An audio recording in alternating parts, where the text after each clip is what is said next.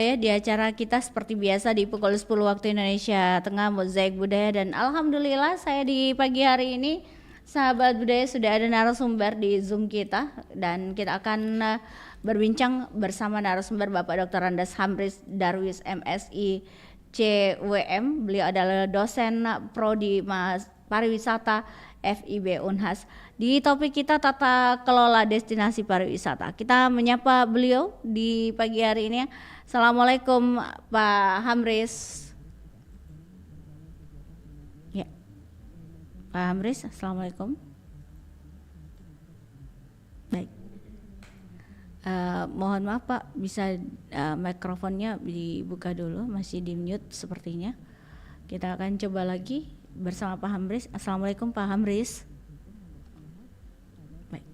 Baik, baiklah. Kita masih terus coba terhubung dengan Pak Hamris di pagi hari ini. Kita akan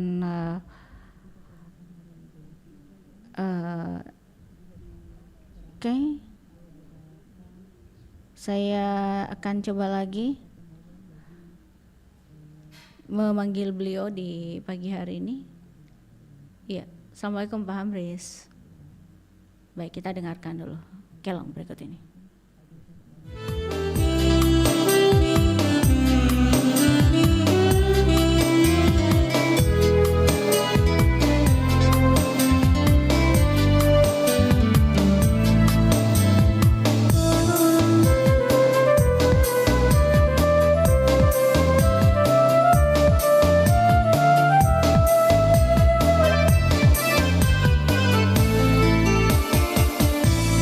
Wahai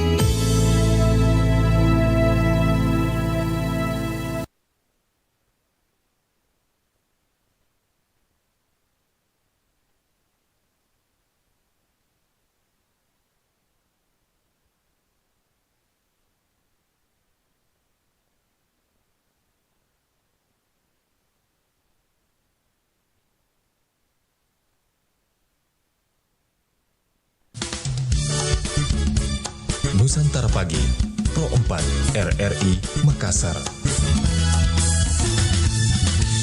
Baik sahabat budaya di mana saja berada, kita masih bersama pagi hari ini masih berbincang dengan Bapak Dr. Andes Hamris Darwis MSI CWM. Beliau adalah dosen prodi pariwisata FIB Unhas. Kita akan bicara terkait tata kelola destinasi pariwisata. Assalamualaikum Pak Hamris. Ya, Pak Hamris, assalamualaikum. Kita akan coba bersama beliau kembali di pagi hari ini. Semoga kita tersambung ya. Oke, baiklah. Kita coba dulu sama Pak Hamris. Assalamualaikum Pak Hamris. Suaranya kurang besar ya Pak ya, sepertinya. Samar-samar terdengar suara Bapak tapi kurang besar begitu. Ya. Pak Hamris. Oke, baik. Beliau menelpon sepertinya. Oke, kita jeda dulu sahabat budaya. Halo, nih Apa ini? untuk kamu. Hah? Uang? Katanya sepatumu jebol. Iya, tapi belum ada uang untuk beli. Ya udah, pakai uang itu aja. Hah? Yang bener. Aku ambil tabunganku supaya kamu bisa beli sepatu. Besok kamu ikut lomba lari kan? Iya, tapi Nggak apa-apa. Aku udah izin bunda aku kok. beneran nih. Makasih teman. Hore! Juara. Tak perlu menunggu dewasa untuk punya empati. Indahnya berbagi dibiasakan sejak dini.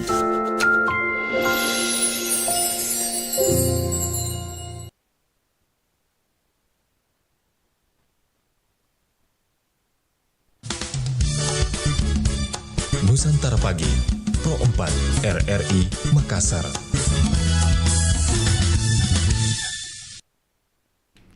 Baik sahabat budaya di mana saja berada, kita masih bersama pagi hari ini dan kita masih bersama Pak Hamris Darwis dari dosen prodi pariwisata FIB Unhas. Assalamualaikum Pak Hamris. Ya, Pak Hamris. Suara kami kedengaran di Facebook ke Pro 4 Pak, dan saya sempat mendengar di sini. Mungkin Pak Hamris di komunikasinya Pak, di Zoom Bapak mungkin boleh di buka dulu mikrofonnya Pak. Semoga kita bisa berkomunikasi bagaimana tata kelola destinasi pariwisata yang ada di Sulawesi Selatan atau di Indonesia tentunya. Kita akan berbincang bersama beliau dan apa tanggapan terkait dengan tata kelola pariwisata atau destinasi pariwisata kita seperti apa saat ini, apakah dia berkembang atau seperti apa ya Pak Hamris? Ya, masih kita coba dulu sama Pak Hamris di pagi hari ini. Coba ini oke. Oh, Bapak itu teman. Oke. Coba mic-nya Pak. Oke. Kita coba dengarkan dulu satu kelong berikut ini.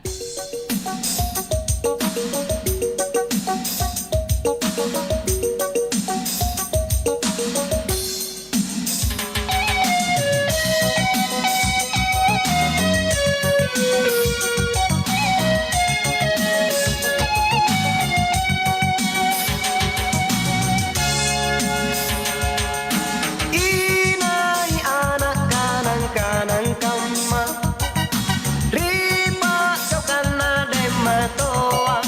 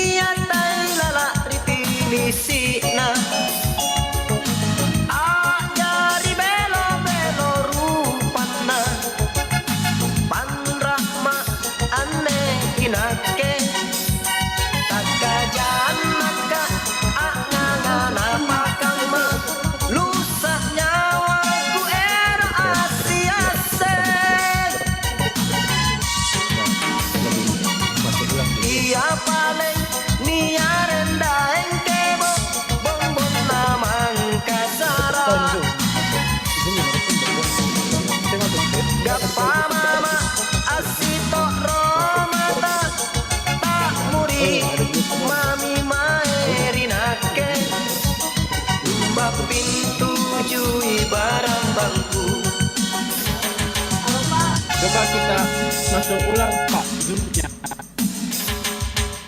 Sesama naketa kulit tindro Allah bangi tulika boyo boyo Rita Murina Maerina ke Lusa ma ande inake Nalinu ima siat lo takuchini Oda engke bo naiko pata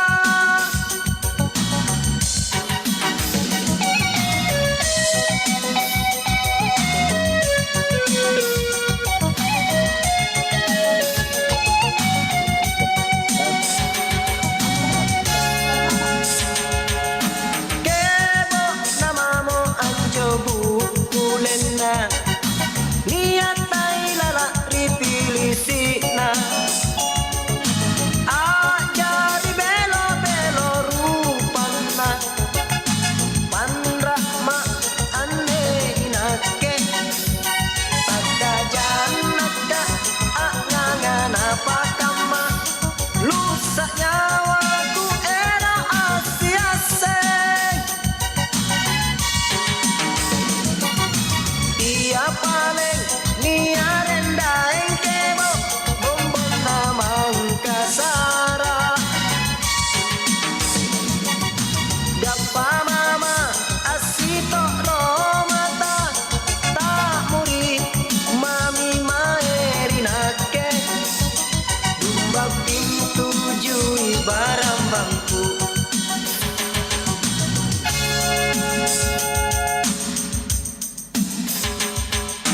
Sesama naketa kulit tindro Allah bangi tulika boyo boyo Rita Murina Maerina ke Lusa ma ane inake Nalinu ima sian lo takuchini Oda engke bo naiko pata Nalinu ima sian lo takuchini Oda engke bo naiko pata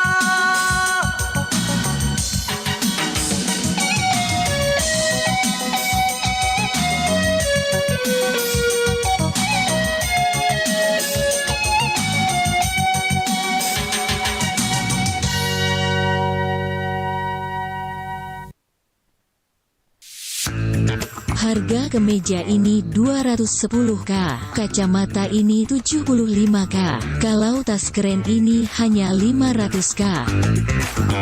Ketika kita lagi makan di restoran atau sedang berbelanja, kadang kita menemukan harga yang ditulis dengan satuan K.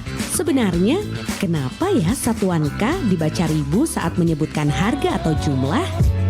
Dilansir dari Merriam-Webster, satuan K memiliki kepanjangan kilo. Kilo sendiri adalah unit pengukuran dalam sistem satuan internasional. Misalnya dalam mengukur jarak, 1 kilometer sama dengan 1000 meter. Kata kilo berasal dari bahasa Yunani shiloi yang berarti ribuan dan digunakan untuk menyatakan banyak atau jamak. Penggunaan K sebagai singkatan untuk menyebutkan ribu dimulai setidaknya sejak pertengahan tahun 1940-an. Kemudian sistem penghitungan ini mulai banyak yang mengadopsinya sehingga sekarang kita bisa menemukannya pada harga barang dan jumlah follower akun media sosial. Penggunaan huruf K untuk menyatakan ribu tentu banyak keuntungannya. Selain mempersingkat penulisan, juga bisa lebih hemat tempat.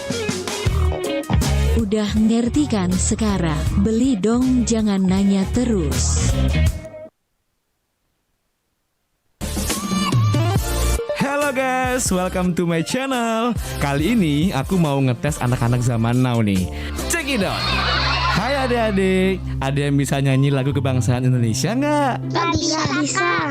Aku bisanya lagu Korea. Oh no. Saya bisa, Kak. Padamu negeri kami berjanji. Padamu negeri kami berbakti. Padamu negeri kami mengabdi. Bagi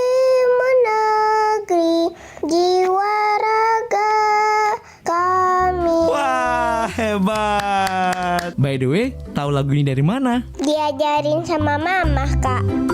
Tanamkan rasa cinta tanah air kepada anak dengan cara mengajarkan lagu kebangsaan Indonesia.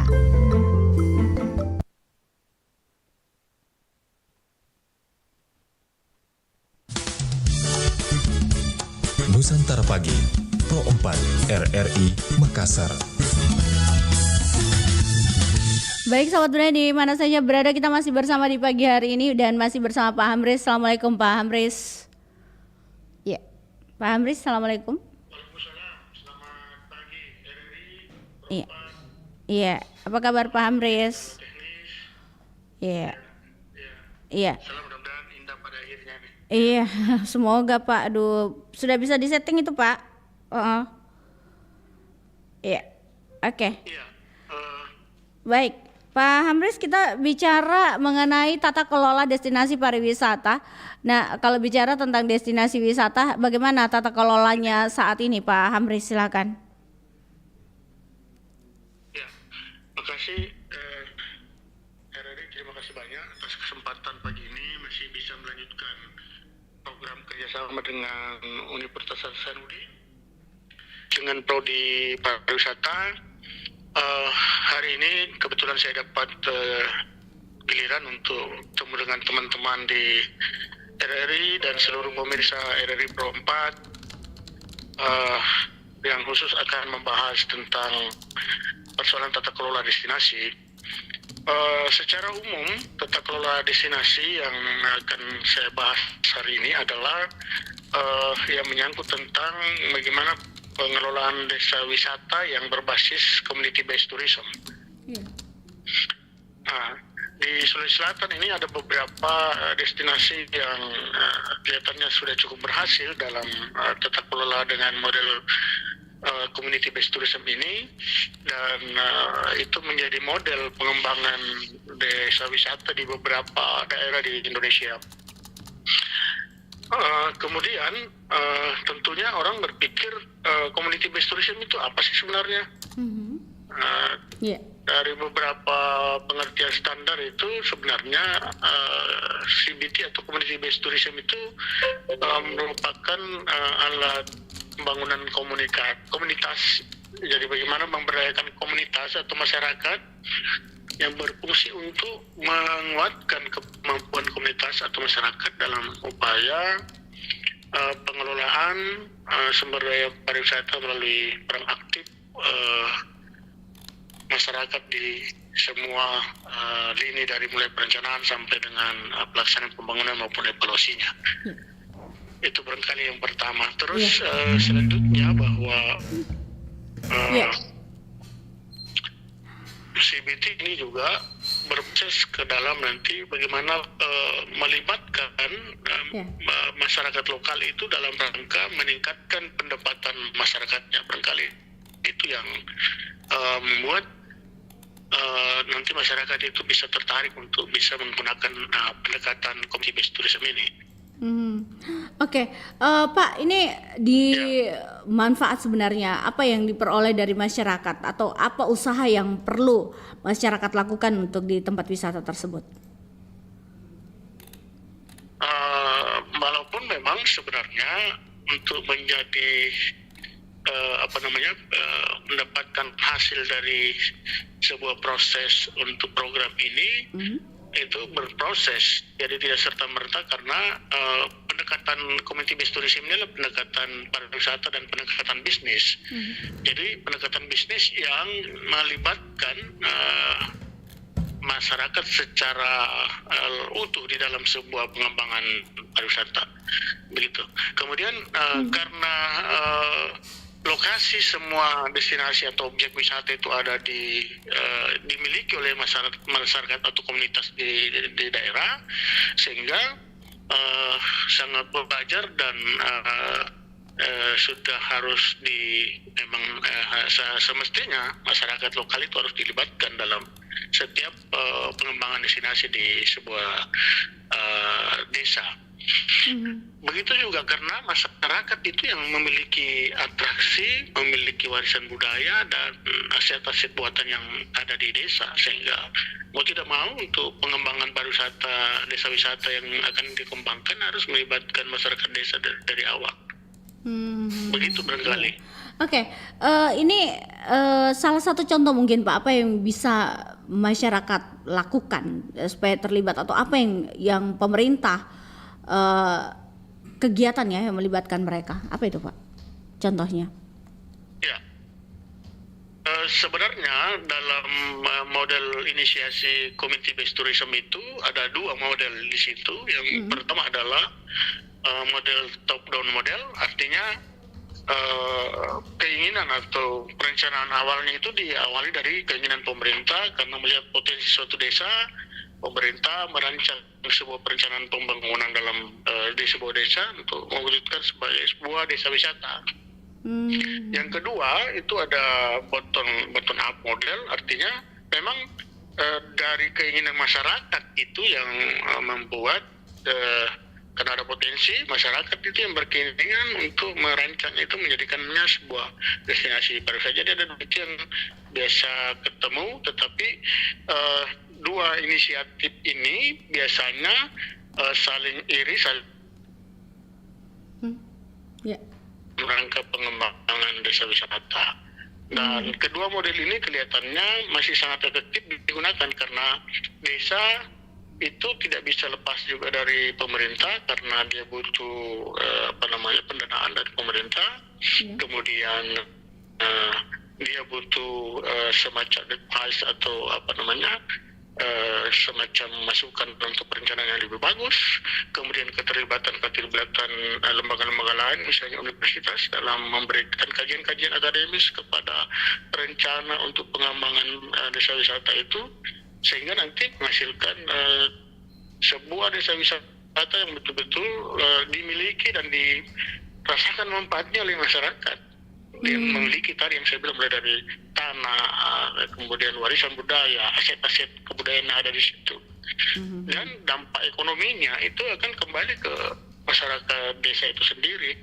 Dan ini akan berdampak menjadi sebuah yang disebut biasa dengan sustainable tourism, bagaimana mengembangkan pariwisata yang berkelanjutan, sehingga nantinya dengan model seperti ini pariwisata itu akan berkelanjutan terus karena manfaatnya dirasakan oleh masyarakat. Kebudayaan terjaga, kemudian lingkungan hidup terjaga, kemudian yang lain potensi-potensi di desa terjaga karena sama-sama saling menguntungkan. Kalau dia tidak jaga, punah atau rusak, artinya ada satu poin penting di dalam pengembangan desa wisata itu kan hilang, dan itu akan menghilangkan satu poin dari desa wisata itu untuk bisa berkembang. Seperti itu, Bu. Oke, Pak Hamris, kalau sudah bisa bagus itu, Bu. Oh ya, semoga bisa ke Zoom kami ya, Pak. Ya. Oke, coba Pak dicoba lagi. Oke, kita berbincang dulu 5 menit lagi Pak. Semoga nanti kita akan jeda saat sudah bisa. Iya, oke. Kita bicara lagi kembali topik kita. Nah, Pak, kalau terkait dengan destinasi wisata sendiri, apa yang perlu dikembangkan untuk destinasi wisata kita yang ada di Sulawesi Selatan mungkin yang perlu dikelola lebih baik lagi? Apa itu, Pak?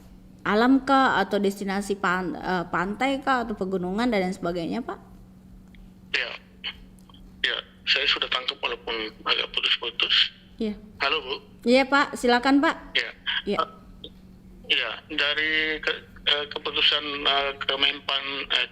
Kementerian Pariwisata dan Ekonomi Kreatif itu memberikan 8 kriteria untuk desa wisata.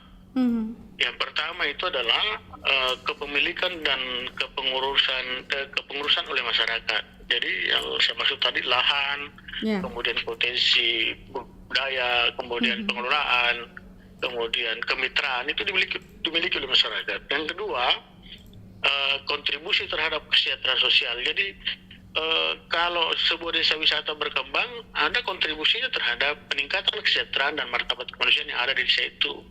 Kemudian pembagian keuntungan yang biaya dan keuntungan itu secara adil karena ada lembaga nanti yang kelola. itu nanti masuk ke situ bagaimana mengatur itu sehingga tidak berkelahi itu pengelolanya. Kemudian memiliki jaringan ekonomi lokal dan regional. Kemudian bagaimana upaya dari kontribusi tadi untuk bisa ya bisa apa Pak? Mohon maaf. Ya. Jaringan kita mungkin Pak. Iya. Sudah bisa nyambung ke sini nggak Bu? Boleh coba kita jeda dulu Pak ya. Sebentar kita akan jeda dulu dengan sebuah pesan. Nanti kita akan kembali sesaat lagi. Ya, boleh. Baju baru, alhamdulillah, untuk dipakai di hari. Widih. Habis belanja nih. Kayaknya buy one get one ya. Wah, lancang sekali kamu Raya. Gak asik kamu Ray. A few moments later. Gak, Ran, itu kalian pakai baju yang kemarin baru beli itu ya? Yoi, gak usah terpesona gitu dong Ray. Dicuci dulu nggak tuh bajunya? Ngapain dicuci Ray? Ini tuh bau baju baru. Ih, serem tahu. Kalau baju baru tuh nggak dicuci dulu ya, warnanya itu bisa bikin kulit iritasi. Terus di baju itu kan masih ada bahan kimia yang nempel. Dan lebih serem lagi ya, itu bisa jadi bekas dicoba orang lain. Iu. Aduh. Ran, aku duluan ya Ran. Badan aku bentol-bentol. Lah, gak, tunggu aku gak.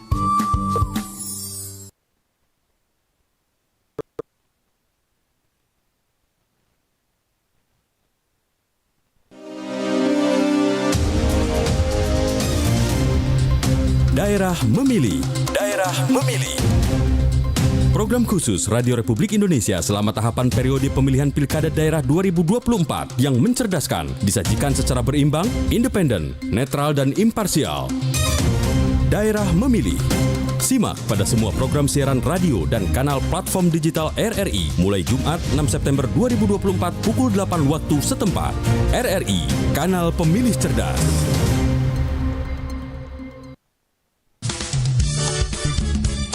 Nusantara Pagi, Pro 4, RRI Makassar.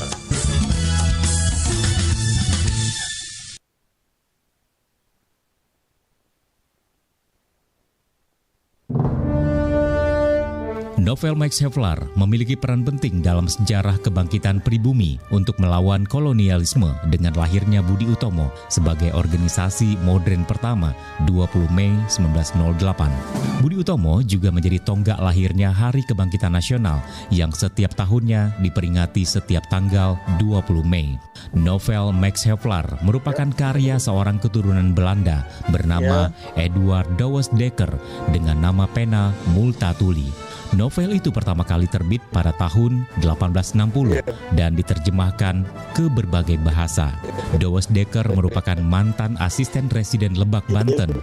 Lewat Max Havelaar, dia menceritakan betapa pemerintah kolonial Belanda menyengsarakan negeri jajahannya. Max Havelaar membuka mata orang-orang Eropa yang selama ini tidak tahu bagaimana kehidupan di negara jajahan dan tidak tahu bagaimana pemerintahannya memperlakukan orang-orang pribumi yang dijajah.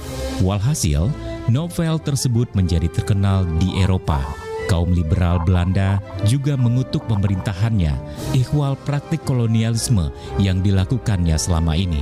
Mereka lalu mengkampanyekan politik etis atau politik balas budi kepada negara jajahan. Terdiri dari 3 program, yakni edukasi, irigasi, dan transmigrasi.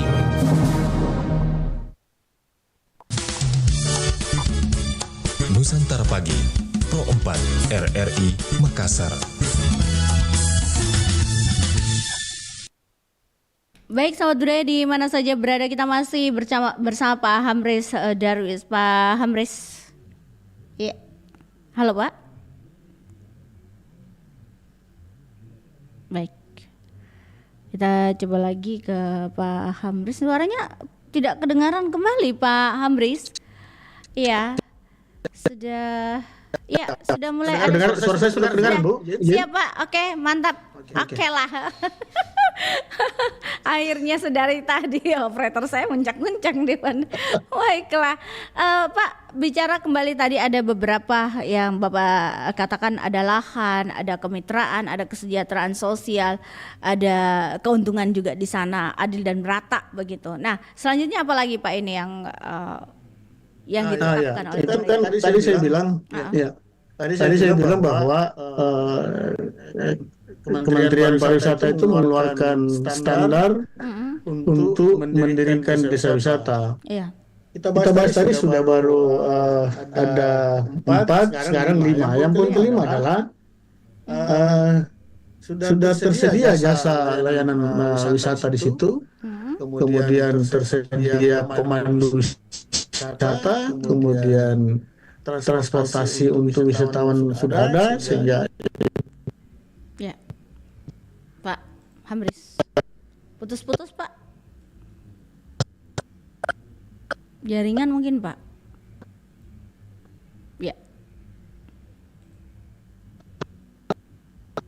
Ya, Pak Hamris, kurang jelas suaranya Pak, masih terputus komunikasi kita, terputus-putus. Destinasi itu? Ya, oke. Ya, silakan Pak, silakan. Ya, kalau begini gimana Bu? Oke, aman. Oke, baik. Ya. Jadi tadi terakhir itu adalah bahwa persyaratannya adalah harus tersedia akomodasi dan sarana pendukung yang lain.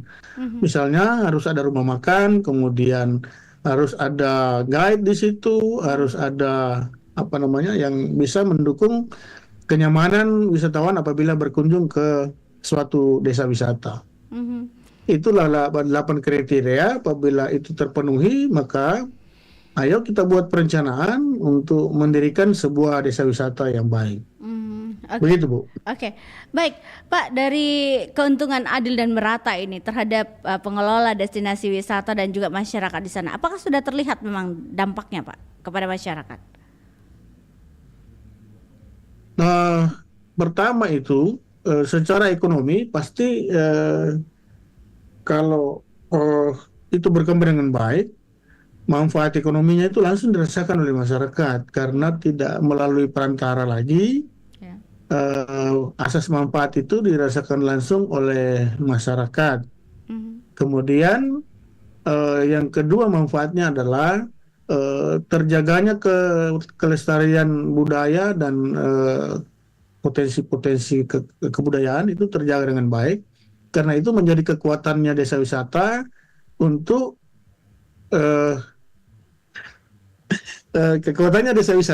dijual kepada wisatawan. Kemudian manfaat yang lain terjaganya lingkungan hidup. Karena kalau desa wisata itu berkembang, otomatis bahwa masyarakat itu berusaha menjaga lingkungannya sehingga bisa lestari, tidak merusak lingkungan. Itu manfaat yang bisa dirasakan oleh masyarakat apabila berkembangnya sebuah desa wisata. Begitu Bu. Oke, jadi selama ini memang adil dan merata nih Pak Di untuk tata kelola. Adil dan merata ini pembagian hasil dan lain sebagainya Pak ya, aman ya Pak ya di lapangan. Ya, terutama itu kalau pengelolanya itu tata kelolanya bagus, pasti pembagian hasilnya juga bagus. Ada beberapa pengalaman di beberapa wilayah itu berkembang satu desa wisata, kemudian yang divolunteer atau diprakarsai oleh sekelompok anak muda. Setelah berhasil, banyak tamu yang datang, ada uang beredar, terpancing lagi yang lain. Misalnya pemerintah desa mulai melirik itu. Loh, kenapa kau yang kelola? Kenapa bukan kami? Kami yang punya wilayah. Saya pemerintah di sini. Kenapa kalian yang kelola? Sehingga hal-hal seperti ini harus dihindari, bahwa pelibatan semua kepentingan di dalam perencanaan sebuah desa wisata itu harus dilibatkan secara penuh. Sehingga jangan nanti pada saat sudah berhasil mereka saling klaim bahwa ini saya punya, uangnya mari kalian yang kerja tapi uangnya sini. Itu banyak terjadi Bu, sehingga keberlangsungan sebuah destinasi akan tidak lama karena terjadi intrik sosial, kemudian bisa terjadi kekerasan karena ini menyangkut sudah persoalan uang, pendapatan. Itu dia yang karena persoalan pendapatan sehingga dia saling berebutan untuk mengelola. Padahal kalau konsep CBT itu community based tourism, dari awal semua yang berkepentingan dalam pertumbuhan satu desa wisata itu dilibatkan dari awal, mulai dari perencanaan, kemudian bagaimana menyusun, mengawasi sampai mengevaluasi pelaksanaan kegiatan desa wisata itu, mereka semua terlibat secara utuh. Gitu, Bu. Oke. Baik, Pak, kalau bicara tentang jasa layanan yang ada di sana dan juga kesejahteraan sosial kita sudah bahas juga. Nah, bagaimana dengan jasa layanan wisata di sana, Pak? Apakah sudah maksimal juga di daerah-daerah yang memang destinasi wisatanya sudah terkenal begitu, atau juga mungkin yang baru diperkenalkan oleh pemerintah kita kepada masyarakat? Bisa diulang, Bu? Kurang kedengaran saya ini. Iya, untuk jasa layanan sendiri, Pak, bagi destinasi wisata yang baru dibuka atau yang sudah lama dibuka, bagaimana dengan jasa layanan di sana? Apakah sudah maksimal, Pak? Seperti yang ada contoh mungkin Bantimurung ya, ini sudah maksimal, sudah pakai tiket dan sebagainya. Nah, daerah lain seperti apa ini, Pak? Apa juga sudah terjangkau atau ada yang belum? Pengalaman saya di beberapa tempat itu,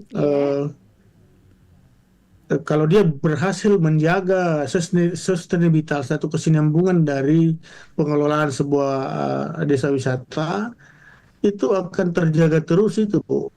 Kecuali pada saat berlangsungnya proses itu ada hal yang lupa dievaluasi, karena nanti pada saat terjadinya persentuhan dengan wisatawan, irritation of tourism itu ada pada fase bahwa masyarakat itu jenuh untuk melihat wisatawan. Kenapa? Pada saat tahap euforia mereka menyambut dengan sukacita, pokoknya you datang berapapun, mau gratis kau silakan. Nah, kalau itu berlangsung terus secara terus menerus, itu masyarakat jadi bosan. Ini kau datang untuk apa? Kasih habis-habis beras saja. Ya, kau datang begitu terus gratis, itu yang membuat kedongkolan masyarakat, tidak ada gunanya. Sehingga kebiasaan-kebiasaan begini itu yang harus dihindari oleh misalnya teman-teman, minta maaf kalau saya sebut misalnya orang-orang yang bawa tamu ke desa wisata. Nah, kemudian kalau itu terkelola dengan bagus, hal-hal begini nih terhindarkan, Bu. Misalnya sudah ada retribusi di situ, kerjasama dengan pemerintah desa, kemudian dengan pemuda yang ada di situ, sehingga apa yang masuk jadi pendapatan sebuah desa wisata itu pembagiannya, misalnya kalau ada lembaga yang kelola, misalnya kelompok sadar wisata yang kelola atau dia Bumdes yang kelola, atau biasanya sih kelompok sadar wisata itu kerjasama dengan badan usaha milik desa, itu akan lebih bagus dia punya hasil akhirnya, karena pembagian hasilnya betul-betul dirasakan manfaatnya oleh seluruh masyarakat yang ada di desa itu. Seperti itu. Oke, Pak, kan biasa kita kalau pergi ke destinasi wisata, mohon maaf ini biasa agak ada yang tarifnya agak rendah dan juga ada yang tinggi sekali. Nah, bagaimana mereka mengelola ini, Pak? Apakah memang sesuai standarnya? Oh ya, contoh Bantimurung lah, standarnya seperti inilah karena daerahnya bagus, kelolanya, tata kelola ruangnya, tempatnya sudah bagus. Ada seperti itu standarnya, Pak? Dalam satu konsep community based tourism itu ada namanya pengembangan sumber daya manusianya. Jadi tidak berhenti dilakukan penguatan sumber dayanya. Misalnya kelompok sadar wisatanya dilakukan pembinaan, Bumdesnya dilakukan pembinaan, sehingga pelayanan yang diberikan dari kepada wisatawan itu ada standarnya. Misalnya dia buat homestay itu minimal diberitahu, disampaikan ke mereka bahwa itu sarung bantalmu kalau sudah pernah ada tamu ganti spraymu ganti. Kau perhatikan toiletmu, kan biasa kan kita punya toilet di kampung sederhana, Bu. Nah, mereka punya homestay yang mungkin pada saat pemerintah masuk ada kan bantuan dari Dinas PU biasa untuk rehab MCK itu masuk ke situ untuk penguatan desa wisata, sehingga MCK-nya itu sudah berstandar walaupun tidak seperti di hotel, tapi minimal orang wisatawan kalau ke situ itu tidak jijik lagi. Nah, itu yang satu. Kemudian yang lain misalnya persoalan makanan, kuliner juga kadang-kala kan dia bilang ini enak, ini makanan tradisional kami ini. Tapi kan tidak semua orang itu sama tenggorokannya, sama seleranya. Nah, misalnya saya kasih contoh, Bu. Iya. Banyak orang bule itu orang asing, pada saat kita cerita tentang, saya minta maaf, saya cerita kapurung ini, dia bilang itu bagaimana cara dibuatnya. Iya, dia nonton itu dibikin, nonton dia dibikinlah kapurung itu, rupanya begini. Tetapi pada saat penyajiannya hati-hati, dia perhatikan betul sanitasi dan higienisasinya makanan. Kalau tidak sehat dan tidak higien, jangan harap makanan itu disentuh. Ya, sehingga pada saat proses pembuatan makanan itu yang begitu tuh harus diperhatikan, dan itu diperoleh dengan cara melakukan penguatan tadi, Bu. Kepada kelompok sadar wisatanya, kepada kelompok pengelolanya itu masuk dengan misalnya di bawah ibu-ibu PKK di desa, dilibatkan yang buat makanan, itu diundang untuk dilakukan penguatan kapasitasnya, sehingga apa yang jadi produknya juga termasuk misalnya handicraft atau kerja dengan tangan, itu dilibatkan atau dilatih dia dalam peningkatan kapasitas kemasan ataupun produk yang dihasilkan. Jadi standarisasi itu bisa terjaga. Begitu berkali, Bu. Iya, Pak, apakah perlu juga pemerintah atau juga pihak-pihak terkait itu selalu mensurvei tempat-tempat wisata yang mungkin ya sudah lama tidak disurvei begitu, agar supaya ini tetap terjaga, ya tadi tata kelolanya, kebersihan dan lain sebagainya, Pak? Karena biasa kan kalau sudah bilang oh bagus nih pertama ya, setahun pertama, kedua aman, yang ketiga kadang-kadang aduh kayaknya dia sudah tidak bilang oh aman Ji itu, jadi jangan mikir pergi lagi. Haruskah ada selalu continuity untuk melihat hal tersebut, Pak, di lapangan? Iya. Salah satu kelemahannya kita, saya orang Bugis, Bu.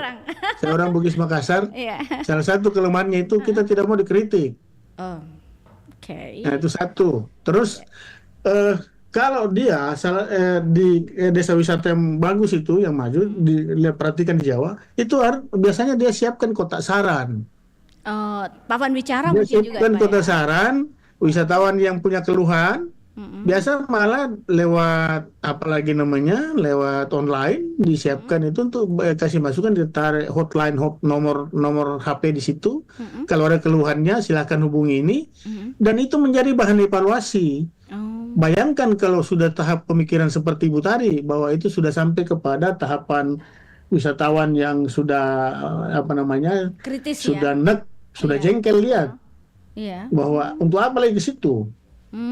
Sudah tahap apatis dia melihat destinasi itu untuk apa, ya kan? Sehingga masyarakat juga bilang kau tidak usah datang lah. Padahal dua sisi ini harus dipertemukan, sehingga bahwa keinginan wisatawan juga terpenuhi, tapi masyarakat yang punya destinasi juga harus memenuhi standar. Jadi tidak lagi bahwa dia bangga bahwa kami punya potensi begini-begini. Dan salah satu ciri khas desa wisata yang mandiri adalah dia tidak lagi menjual produknya sendiri, tetapi dia menanyakan terhadap kepada wisatawan, Pak, Bu, Bapak mau apa lagi? Bapak butuh apa lagi? Jadi bukan lagi berdasarkan keinginannya yang punya rumah, tetapi keinginannya tamu yang dipenuhi. Seperti itu standarnya kalau dia sudah masuk desa wisata mandiri. Seperti itu ya, alhamdulillah.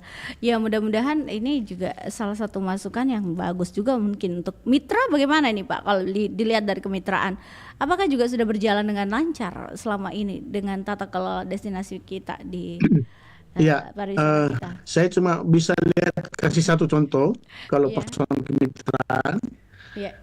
Satu perusahaan besar, perusahaan pertambangan di Sulawesi Selatan itu, dia biasa berikan dana CSR-nya untuk membantu pengembangan desa wisata. Salah satu contoh adalah PT Vale di Sowako. Mereka memberikan bantuan penguatan modal untuk penguatan fasilitas maupun pembinaan sumber dayanya.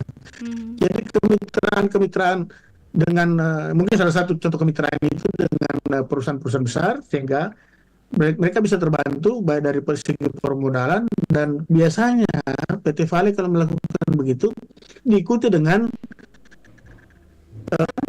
tetapi yang biayai adalah perusahaan itu melalui dana CSR-nya.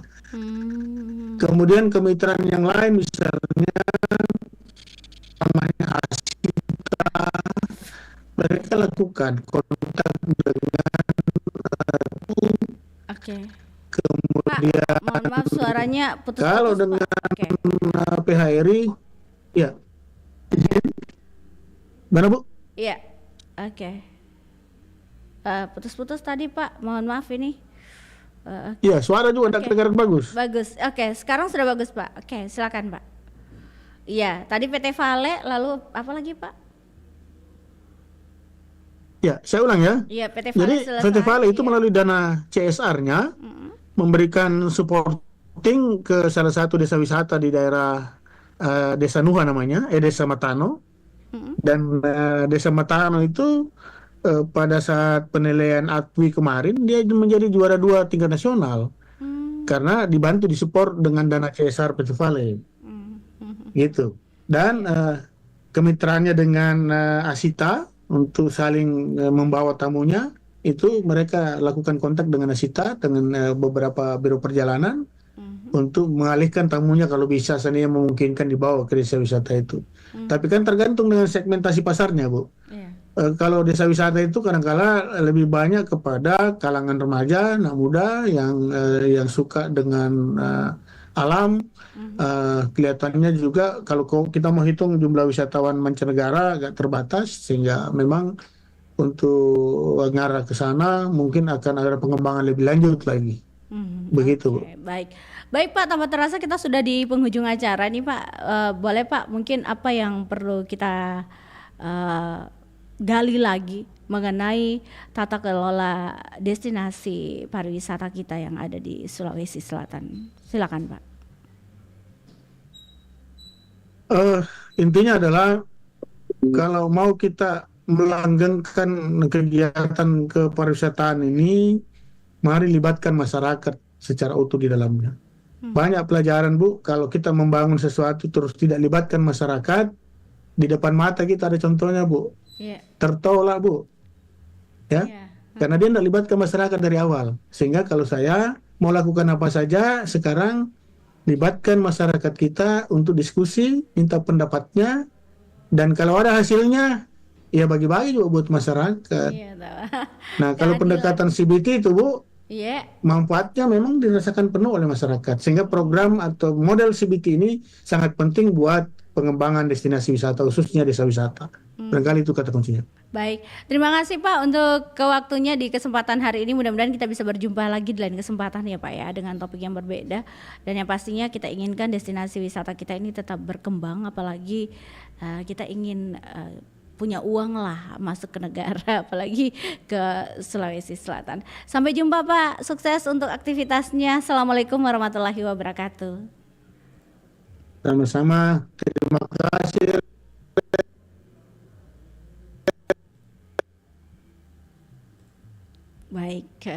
Baik pendengar di mana saja berada, itulah tadi kita sudah berbincang bersama Bapak Dr. Andes Hamris Darwis, dan beliau adalah dosen Prodi Pariwisata FIB Unhas. Mudah-mudahan acara ini ada manfaatnya dan semoga tata kelola destinasi pariwisata kita ini tetap berkembang. Assalamualaikum warahmatullahi wabarakatuh. Nusantara Pagi, Pro 4 RRI Makassar.